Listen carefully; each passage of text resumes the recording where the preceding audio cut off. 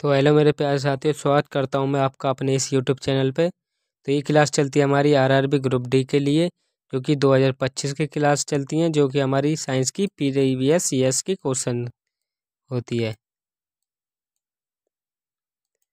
तो आज की क्लास है हमारी क्लास नंबर 13 और इस क्लास में हमने टॉप 5 क्वेश्चन रखे हैं, जो कि आपके ग्रुप डी के क्वेश्चन है। Top 5 question. तो अब की बार ग्रुप डी पार और ये क्लास होने वाली है आपकी साइंस की प्रीवियस ईयर्स क्वेश्चन। हमने इसमें रेलवे ग्रुप डी का लगभग पूरा निचोड़ करा है, जिसमें हमने लगभग पिछले 10 साल के क्वेश्चन उठाए हैं। 5 क्वेश्चन एक से एक टॉप क्वेश्चन है और ये क्वेश्चन और ये प्रैक्टिस सेट है आपका प्रैक्टिस सेट नंबर 13। तो चलिए पहले क्वेश्चन की तरफ बढ़ते हैं हम।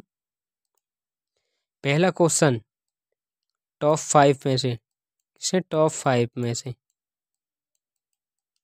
कि निम्न में से किसमें दिशा और परिमाण दोनों होते हैं। क्या क्वेश्चन नंबर पहला कि किसमें निम्न में से किसमें दिशा और परिमाण दोनों होते हैं।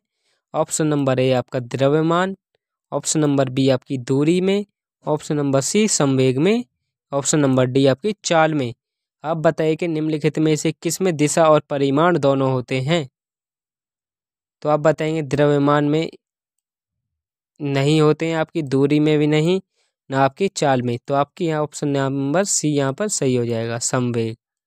ऑप्शन नंबर सी सही हो जाएगा। और ये क्वेश्चन पूछा था आपकी आरआरबी ग्रुप डी ने, जो कि आपकी 5 नवंबर 2018 में और शिफ्ट सेकंड का क्वेश्चन था। चलिए क्वेश्चन नंबर सेकंड की तरफ चलते हैं हम।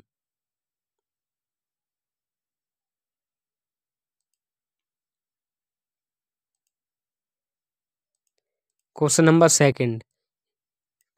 सेकंड ये क्या है कि निम्न में से कौन सा अधिक काम कर सकता है। क्या निम्न में से कौन सा अधिक काम कर सकता है। एक घूमता हुआ पहिया, या ऑप्शन नंबर बी बंदूक की चलती हुई गोली, या ऑप्शन नंबर सी गतिशील पत्थर, या ऑप्शन नंबर डी आपका एक उठाया हुआ हथौड़ा। आप बताइए कि निम्नलिखित में से कौन अधिक काम कर सकता है। स्थैतिक घर्षण वो वाला है।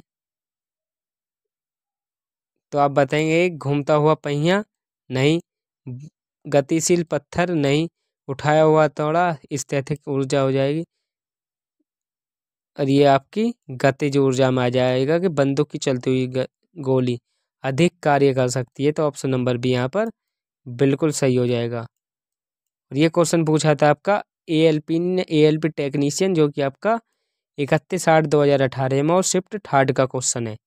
चलिए क्वेश्चन नंबर 3 पर। क्वेश्चन नंबर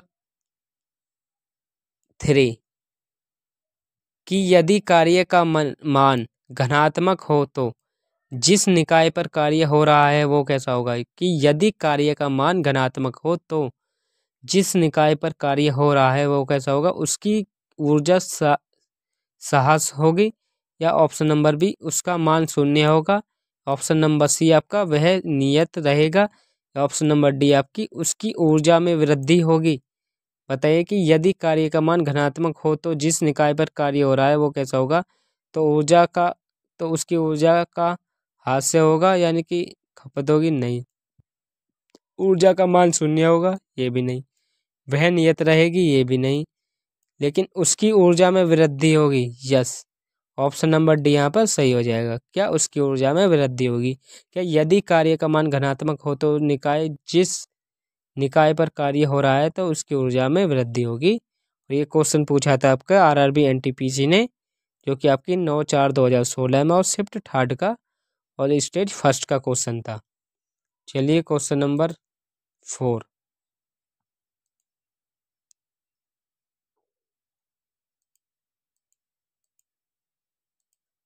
क्वेश्चन नंबर 4 में आपसे क्या पूछा है।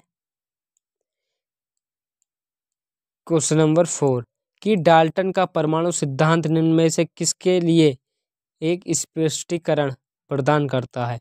क्या डाल्टन का परमाणु सिद्धांत निम्न में से किसके लिए एक स्पष्टीकरण प्रदान करता है। किसका प्रदान करता है। तो ऑप्शन नंबर ए द्रव्यमान संरक्षण और रासायनिक संयोजन का नियम, ऑप्शन नंबर बी आपका द्रव्यमान संरक्षण और नियत अनुपात का नियम, ऑप्शन नंबर सी रासायनिक संयोजन और नियत अनुपात का नियम, या ऑप्शन नंबर डी आपका निश्चित अनुपात और रासायनिक संयोजक का नियम। आप बताएंगे क्वेश्चन नंबर 4, तो आप बताएंगे इसका ऑप्शन नंबर बी द्रव्यमान संरक्षण और नियत अनुपात का नियम, निश्चित अनुपात का नियम। तो आपका ऑप्शन नंबर बी यहाँ पर बिल्कुल सही हो जाएगा। और ये क्वेश्चन पूछा था आपका आरआरबी ग्रुप डी ने, जो कि आपका 13/10/2018 में और शिफ्ट सेकंड में पूछा था। चलिए क्वेश्चन नंबर 5। क्वेश्चन नंबर 5 में आपसे क्या पूछा है कि जानवरों के उनके पर्यावरण के साथ संबंधों के अध्ययन को क्या कहा जाता है। क्या जानवरों के उनके पर्यावरण के संबंधों के अध्ययन को क्या कहा जाता है। क्या जानवरों के उनके पर्यावरण के साथ संबंधों के अध्ययन को क्या कहा जाता है। तो आप बताएंगे इथियोलॉजी या एंटोमोलॉजी या क्लाइमेटोलॉजी या इकोलॉजी। बताइए कि जानवरों के और उनके पर्यावरण के साथ संबंधों के अध्ययन को क्या कहा जाता है। क्वेश्चन नंबर 5, आज का टॉप 5 क्वेश्चन का last question, last question, top 5 question. ये क्वेश्चन था आपका आरआरबी जेई, जो कि आपका 24/5/2019 में और शिफ्ट 4 में पूछा गया था। तो आप बताएंगे कि जानवरों के उनके पर्यावरण के साथ संबंधों के अध्ययन को क्या कहते हैं। तो आप कहते हैं इकोलॉजी। क्या इकोलॉजी, ऑप्शन नंबर डी यहाँ पर बिल्कुल सही हो जाएगा। क्या इकोलॉजी। तो चलिए मिलते हैं कल एक और नेक्स्ट क्लास में। जब तक के लिए हमारे चैनल को सब्सक्राइब एंड बेल आइकन को प्रेस करें, और हमारी ये शॉर्ट वीडियो अच्छी लगी हो तो इसको लाइक शेयर एंड कमेंट करें। ये एक शॉर्ट वीडियो थी, हमने अपने चैनल पे लॉन्ग वीडियो डालते हैं जो कि आपकी ग्रुप डी के PYQ होते हैं। तो चलिए मिलते हैं कल एक और नेक्स्ट क्लास के साथ, लॉन्ग क्लास के साथ। जब तक के लिए बाय बाय।